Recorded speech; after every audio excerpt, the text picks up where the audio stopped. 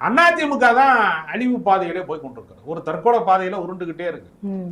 அதுல உருண்டுகிட்டு இருக்கிற இடத்துலதான் எடப்பாடி பழனிசாமி வந்து இந்த கட்சியை கொண்டு போய் சேர்க்கிறாரு. இல்லாட்டினா நீங்க யோசிச்சு பாருங்க, யாராவது தென் மாவட்டங்களிலே ஒரு வலிமை மிக்க சமூக பின்னணி இருக்கக்கூடிய, வாக்கு வங்கியினுடைய வலிமை இருக்கக்கூடிய ஓபிஎஸ் வந்து புறக்கணிப்பது, தன்னுடைய கொங்கு மண்டலத்திலே வலிமை மிக்க ஒரு தலைவராக வலம் வந்து கொண்டிருக்கக்கூடிய செங்கோட்டையனை புறக்கணிப்பது.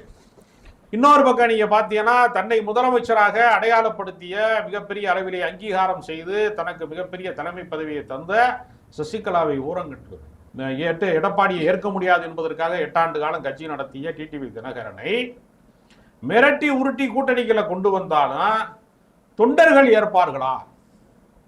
எடப்பாடியினுடைய ஆசி பெற்ற வேட்பாளருக்கு வாக்களிங்கள் அப்படின்னு சொன்னா, அவ்வளவு நாளா வந்து 8 வருஷமா எடப்பாடி ஒழிக, எடப்பாடி வந்து தலைமை சரியில்லை, அவர் வந்து கல்லாப்பட்டி சிங்காரமா இருக்கிறாரு, நான் எங்க நடுராத்துல வந்து சுடுகாட்டுக்கு போறேன்லாம் கேட்டுட்டு எடப்பாடியோட போய் இணைகிறதுக்கு நான் தூக்கு போட்டு சாவேன் அப்படின்லாம் பேசிட்டு எல்லா டைலாக்கையும் பேசி முடிச்சு விட்டு அந்த கூட்டணியில நாங்க என்டிஏ கூட்டணியில தான் இருக்கோம், எடப்பாடி கூட இல்லை,